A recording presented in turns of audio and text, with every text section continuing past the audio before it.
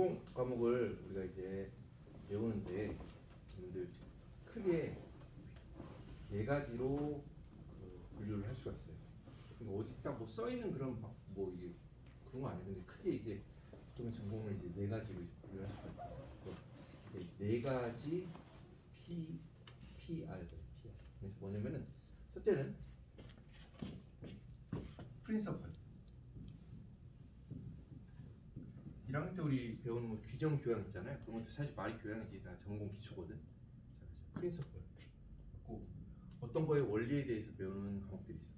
그렇지. 그게 주로 물리화학 같은 과목들은 프린서플에 대해서 배웁니다. 그리고 이제 우리 거 이제 재료 소재 금속 이런 전공에서 또 하나 어떤 과목이냐면 property 특성. 뭐뭐의 기계적 특성에 대해서 배웁니다. 예를 들어서 나중에 보면 강도학 이런 거 있거든. 금속 강도학. 그러면 금속공학과라고 이제 어디 가서 말하려면은 강도학 이런 것도 다 들어야 돼요, 여러분들. 되게 중요한 과목이야. 그러니까 예를 들어서 내가 금속공학과 졸업했다 그러면은 그 공대생끼리 쭉 있으면 금속공학과만의 좀 구별되는 그런 과목들이나 구별되는 배우는 내용들이 그런 거 있거든. 예를 들어서 상태도 그런 거는 금속공학과 학생들만 읽을 수가 있어. 기계과나 전자과 이런 데 못 읽어. 그게 뭐야 그러면서.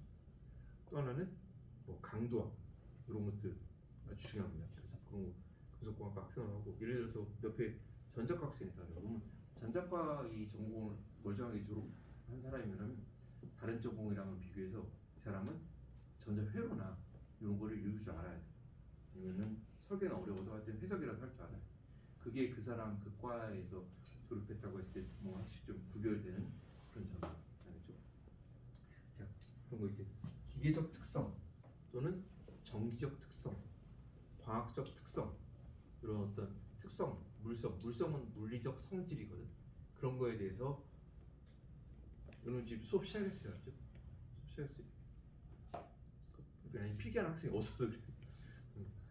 예, 그런 것들에 대해서 배우는 과목들이 있습니다. 그러니까 전자재료 과목은요 1번, 2번 이런 내용이 좀 주가 돼요. 근데 이번 학기는 물리 2 내용을 좀 가르치다 같아요. 사실 물리 2는 처음 가르쳐봐가지고. 근데 그거에서 1번이 조금 더 이제 강조가 되겠지, 그렇죠? 자, 또 전공 과목도 어떤 세 번째 PR은 뭐가 있냐면 PR 어떻게 만드나 공정에 대한 거예요. 공정. 예를 들어서 내가 가르치는 과목 중에서 반도체 공정 있고 그리고 이제 하다 보면 이제 뭐 말도 어려워. 풀림, 불림 뭐 이런 뭐 공정을 통해서 이런 거를 바꿔서 그 금속 소재의 물리적 특성을 바꾸는 거거든요.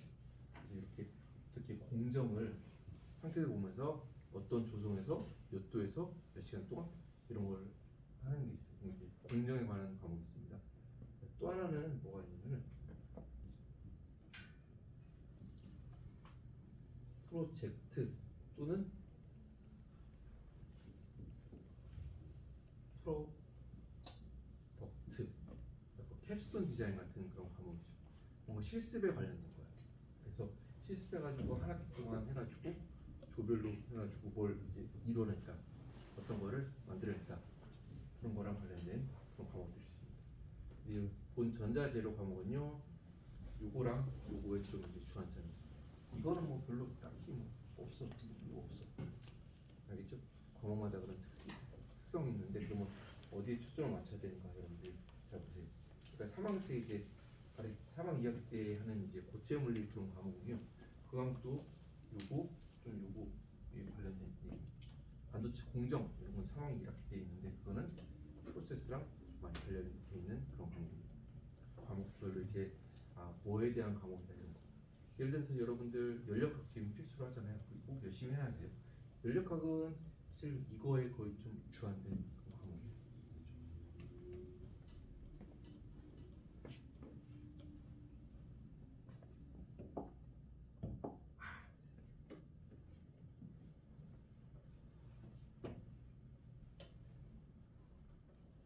이제 녹화 잘 되고 있죠? 네. 네. 맞습니다.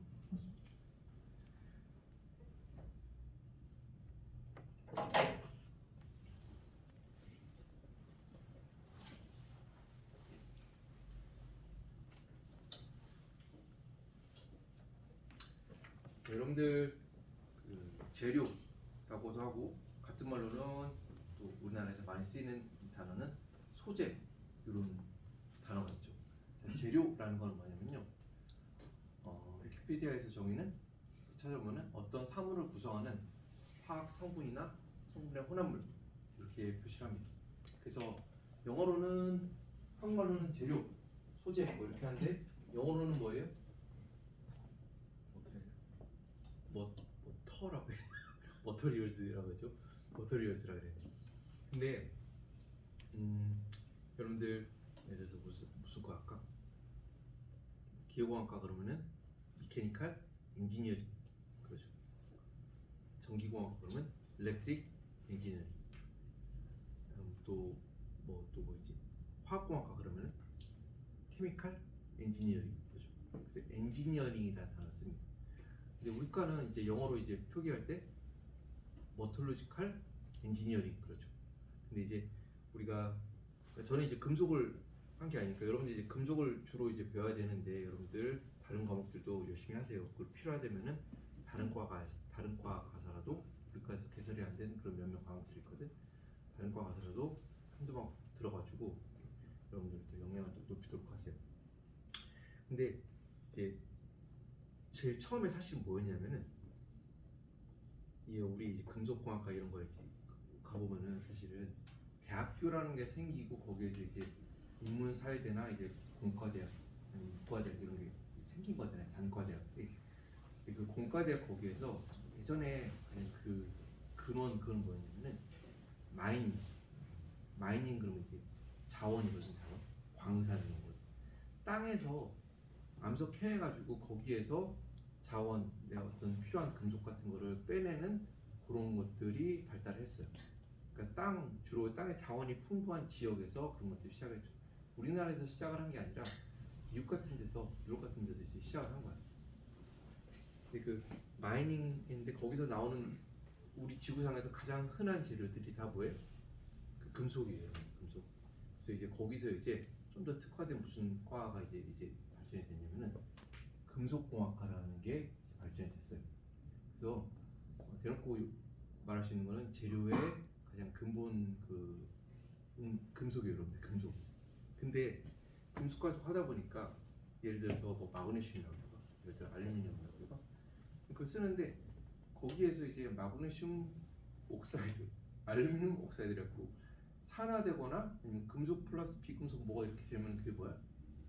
여러분들 아직 이제 2학년들이어서 모르겠지만 그게 세라믹이거든. 세라믹. 금속에다가 비금속 붙어 있는 게 실리콘 카바이드 세라믹이에요.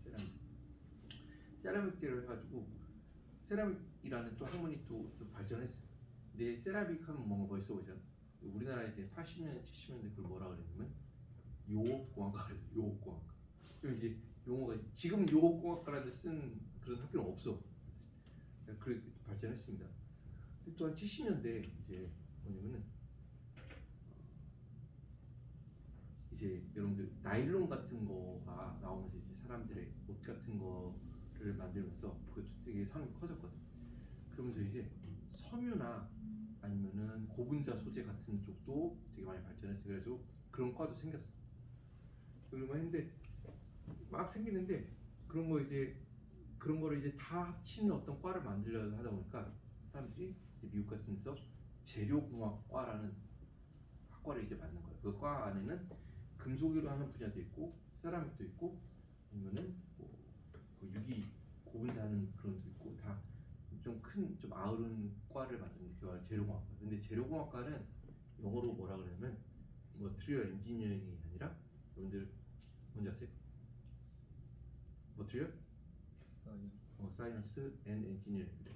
머티리얼 사이언스 엔지니어링 그래갖고 MSE 이렇게 보통 많이 씁니다. 그래서 다른 것들은 뭐 미케니컬 엔지니어링, 케미컬 엔지니어링 이런 식으로 이거만 있는데 공대 내에서 사이언스라는 게 들어가는 게 과가 두 개 있는데 하나는 컴퓨터 사이언스고 컴퓨터 사이언스 엔지니어 뭐 이렇게 하는데 거기도 사이언스 들어가고 소재할 때도 머티리얼 사이언스 들어갑니다. 그러니까 학과의 커리큘럼이나 관심 분야 자체가 엔지니어링에도 관심이 있는데 사이언스 뭔가 좀 미세 거 파고 들어가는 근원이 무엇인가, 원리가 무엇인가 좀 파고 들어가는 그런 성격들이 있습니다. 학과 그런 과목들 배우는 게. 그래서 우리가 사이언스라는 과목이 아니, 그 단어가 학과에 소재를 다루는 학과에 다 들어가 있습니다. 근데 우리는 이제 영문으로 할 때는 그냥 메탈로지컬 엔지니어링 그렇게 하지. 근데 결국 다 같은 다 소재거든. 자, 엔지니어링 요거랑 사이언스 요거 차이는요. 한마디로 이거예요. 엔지니어링은 뭐냐면 여러분들 들을 기회가 많이 없을 거예요. 엔지니어링은 뭐냐면은 거기에 이걸 알아내는데 알아낸 거를 가지고 어떻게 하면은 가장 좋은 뭐가 나, 가장 좋은 A라는 성능, 가장 좋은 B라는 성능, 가장 좋은 C라는 성능이 나올지에 대해서 뭔가 최적화 있잖아요. 최적화.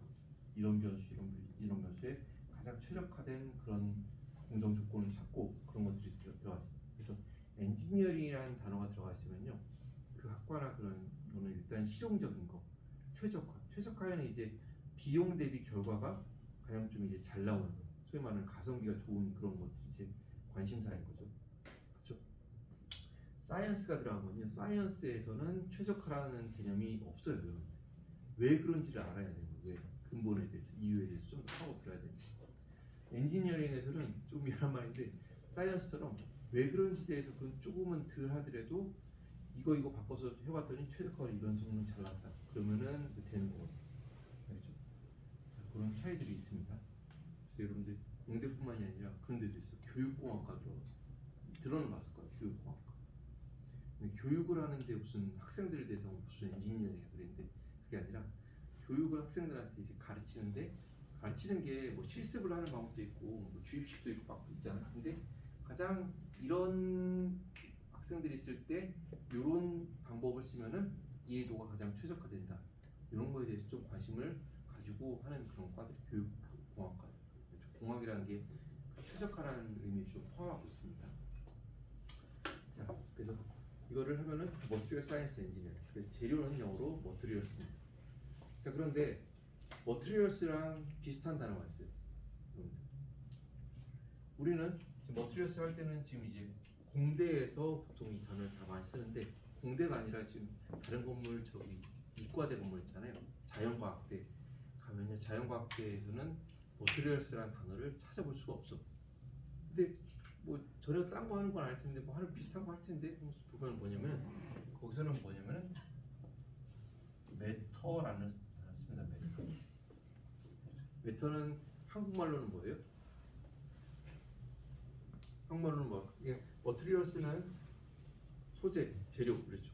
그 메터는 한국말로 또 어떻게 해석을 해야 할까?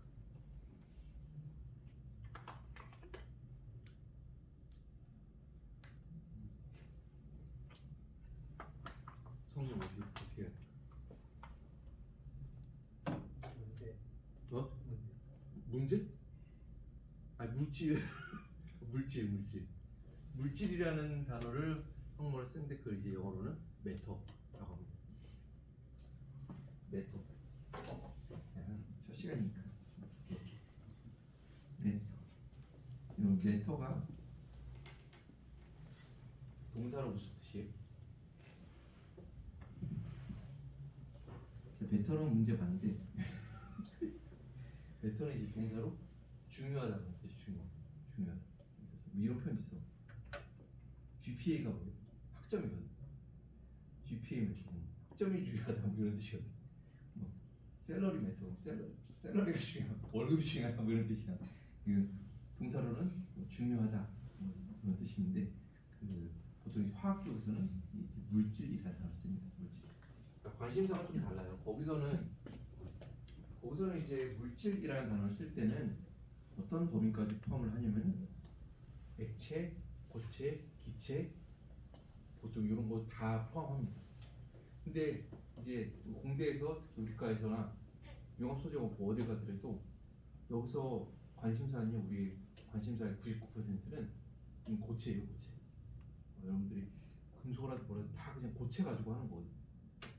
중간 녹일 수도 있어. 녹이면 액체 되는 거지. 근데 여기다가 액체 가지고 들고 다니는 게 아니라 다시 고체를 가지고 어떤 형태가 있게 우리가 뭐 들고 다니거나 그래 알죠? 우리의 관심사는 이 중에서 고체예요, 고체. 배터리 그런 거 할 때 뭐 전해질 그런 건 액체지. 근데 쭉 다 만들어진 그거는 이제 다 고체잖아. 우리의 관심사는 고체를 고체하죠. 이런 차이가 있습니다.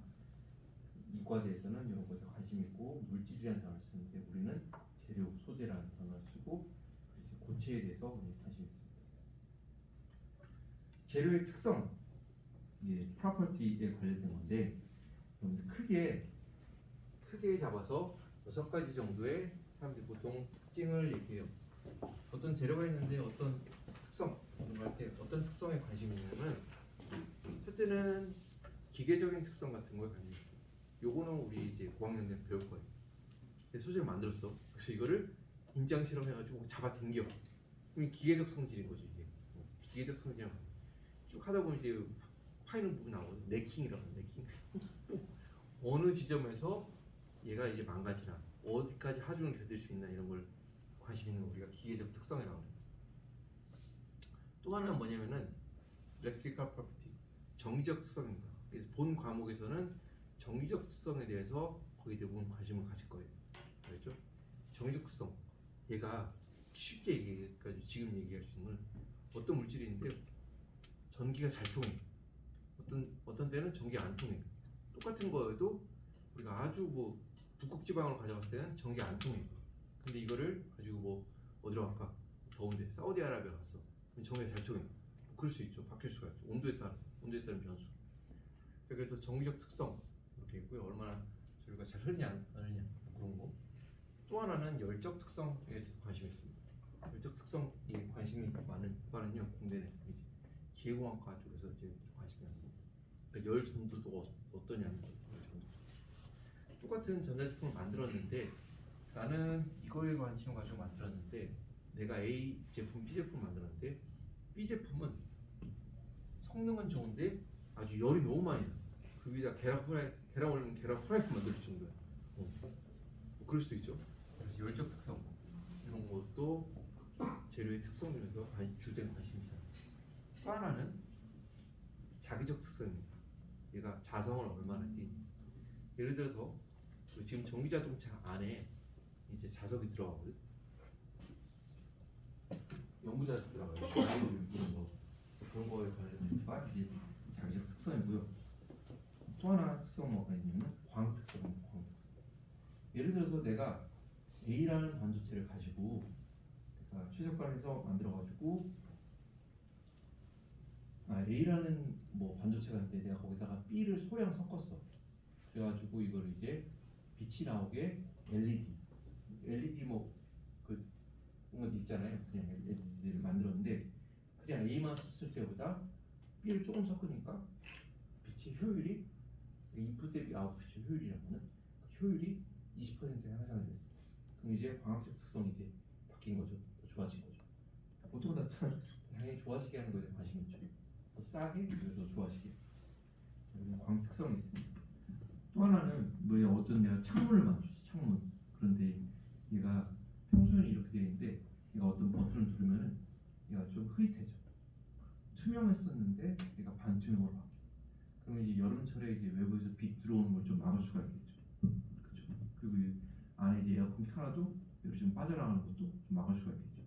그런 특성 사람들이 관심이 있습니다. 또 하나는 reliability를 갖고 한국말로 하면 신뢰성이에요.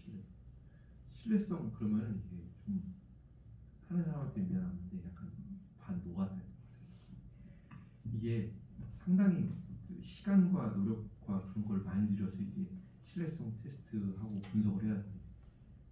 그래서 학교에서는 그 연구하고 그럴 때는 신뢰성은 조금은 뭐랄까 어려운 분야. 어떤 제품 만들고 나서 진짜 인력이랑 그런 거 많이 투입해가지고 해야 되는 과제거든. 그래서 어떻게 하겠어? 회사들이 작년에 만들었어. 신뢰성 테스트 이런 거를 학교에다 주는 거야. 학교 연구원들이나 석사 연구원들이 하지. 하면 이제 상당히 많은 시간이 들면서 과제에서 이제 프로젝트 비용 받고 막 거죠. 그래서 신뢰성 이런 거는 결국 뭐냐면은 내가 기계적 특성 어떤 거를 만들었어요. 좋은 A라는 재료를 만들었어. 그래서 만들어 보니까 이게 그 전에는 힘을 100 뭐 파스칼만 줘도 늘어나는데 이제는 200파스칼 줘도 안 늘어나. 그래서 좋다, 정말 잘했다 그랬는데 이게 웬 거야? 날씨가 습해지니까 이게 그 성능이 안 나와. 우리나라는 여름이 습하니까 그러면 이제 뭐 실내성이 없는 거지. 자, 내가 아까 말했던 5번 옵티컬 프로퍼티 A에다가 B를 조금 섞어가지고 만들었는데 얘가 엄청나게 효율이 20% 향상이 됐어. 아, 잘했다. 다음 나와서 다시 측정해봤어. A만 쓰던 거 봐도 못 나와. 그러니까 시간에 따라서 그냥 샘플이 썩어 들어가는 거죠. 그럼 이제 신뢰성이 뭐예요? 없는 거지. 근데 하여튼 그런 문제들이 있습니다. 그래서 이런 것도 상당히 큰 중요한 분야고, 사실은 회사 같은 곳에서는요 1, 2, 3, 4, 5 중요한데요. 어쩌면 6번이 제일 또 아주 중요한 그런 과제일 수가 있어요. 왜냐면은 돈 받고 팔아야 되는 거잖아요. 만들었는데 한 일주일 있다, 3일 있다 샘플 써. 3일 쳐놔야 뭐야? 안 되겠죠.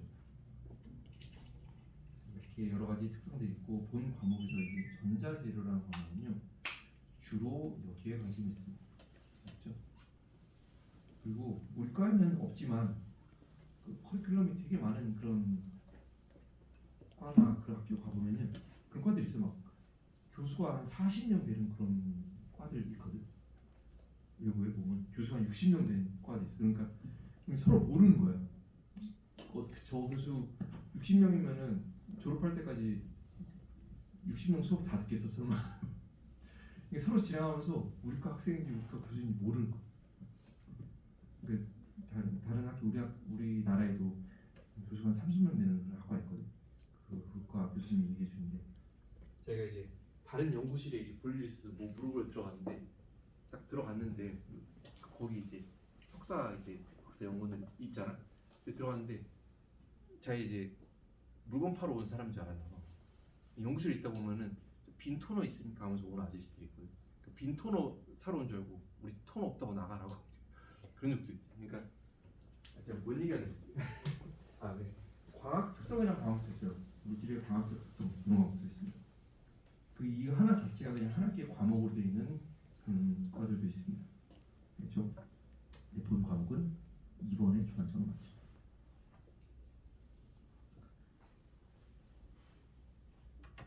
이 페이지까지 하고 우리 딱 그때부터 10분 쉬었다가 다시 시작을 합시다. 그렇죠?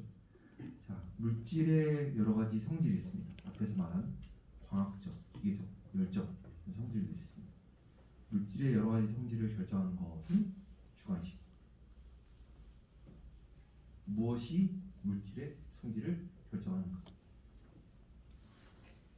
여러분들 한번 스스로 답을 해보세요. 그리고 대의 뭐가 있을까? 앞에서 다 얘기를 했어요.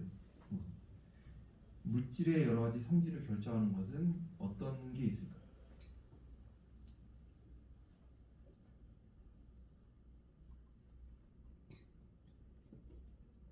쉬어야 될 거 아니에요? 대답을 하고. 아니 쉬어.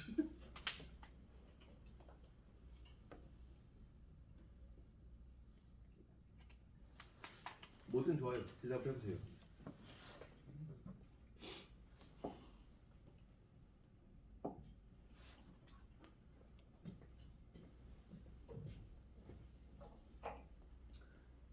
자, 내가 예를 들어서 원자번호 13번 그러면은 주기율도에서 알루미늄입니다. 알루미늄. 자, 알루미늄 가지고 내가 네모난 걸 만들었어요. 또 하나는 철을 가지고 만들었어요. 또 하나는 뭐 해볼까? 마그네슘 가지고 만들었어요. 자, 얘네를 가지고 내가 딱 늘리는 이제 인장 실험을 해봤다 그래. 그럼 어떻게 했어? 세 개의 결합값이 다 똑같이 나온 거야? 다를 거. 당연히 다르겠죠. 그래서 어떤 여러 가지 성질 있잖아요. 앞에서 말한 지금 말한 이제 기계적 성질이잖아요. 그거를 결정짓는 차이를 누가 면접 때 물어봐. 그러면 첫째는 뭐겠어? 구성 성분이겠지. 성분에 따라서 달라지겠지. 똑같이 생겼어도 알루미늄이냐 철이냐 마그네슘에 따라서 당연히 특성이 다르게 나오죠. 자, 여러분들 내가 여기 예를 들어서 이거는 A2O3 알루미늄이 산화되면은 알루미늄 옥사이드 이렇게 되죠. 또 하나는 뭐라 할까? 실리콘을 산화시키면 실리콘 옥사이드 이렇게 되는데요. 내가 여기에다가 양단에 그 말하는 우리가 아는 건전지를 연결했어. 전선을 연결했어. 그러면은 지금 말이 안 되는 상황이거든. 그렇게 하면 안 돼요. 하는데 그렇게 할 수 있구나. 연결했어. 플러스 마이너스 연결했어. 그러면 이제 여기서 이제 전류가 통할 거 아니야. 전류가 통하는데 이 둘의 전류가 통하는 정도가 같을까? 다르겠지. 정유적 특성이 다르겠죠. 왜 달라요? 구성 성분이 다르니까 그런 거예요. 그렇죠? 첫째는 성분. 그러니까 힌트 여기 있었잖아요. 주기율표 보여주고 여러 가지 성질 결정하는 것은 그랬으면 이제 성분에 따라 달라지겠지. 자, 첫째 성분. 구성 요소 이렇게 쓸게. 요새 막 이렇게 쓰라고. 짜증나 보이세요? 무슨 말이야? 두 번째, 예를 들어서 내가 구리를 가지고 여러분 구리 똑같이 만들었어요. 근데 여러분들 지금은 여러분들이 아직은 안 배웠을 거예요. 아니면 한 번이라도 뭐 김건호 교수님 들으면서 들어봤거나 그럴 수 있는데 요게 아주 줌인 해가지고 미세 구조를 보면은 요 안에 결정립이라고 하는 게 있습니다. 그레인들이 있어요. 근데 그레인이 내가 두 개의 카파를 가지고 이제 정의적 특성을 보는데 하나는 그레인이 100마이크로미터라는 거가 있고요. 하나는 예를 들어서 뭐 1마이크로가 있다고 해봐요. 그러면 이 둘의 미세 구조가 다르면은 또 특성이 다르게 나옵니다. 미세 구조. 같은 성분이어도 얘가 안에 우린 좀 파고드는 게 있는 그런 성격이 있는 과라고 그랬잖아요. 그래서 미세 구조.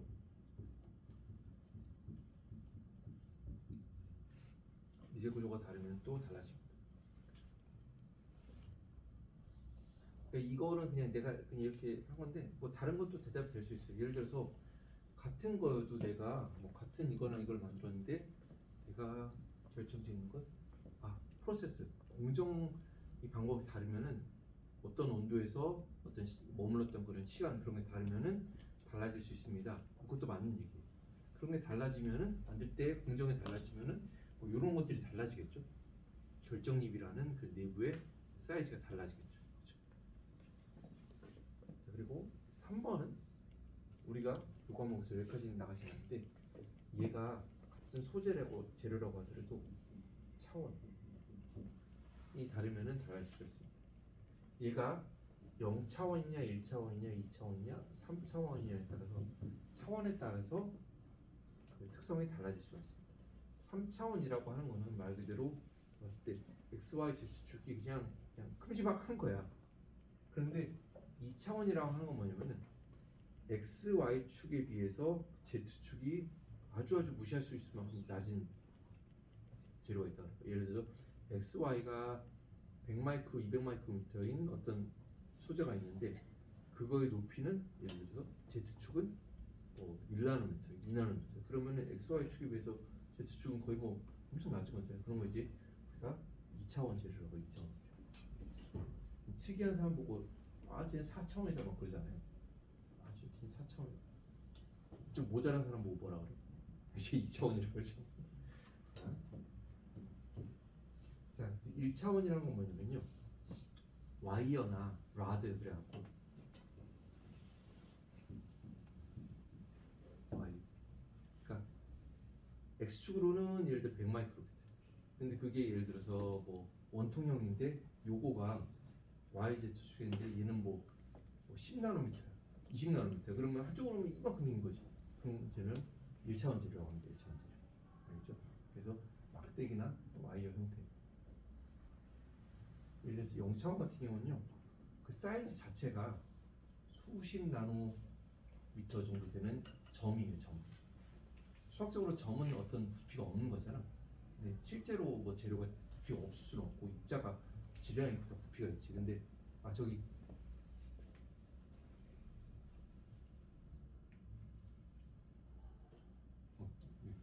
이렇게 괜찮아. 좀 깨요. 깨요. 끝나 나와, 알지? 쉬는 시간 나와.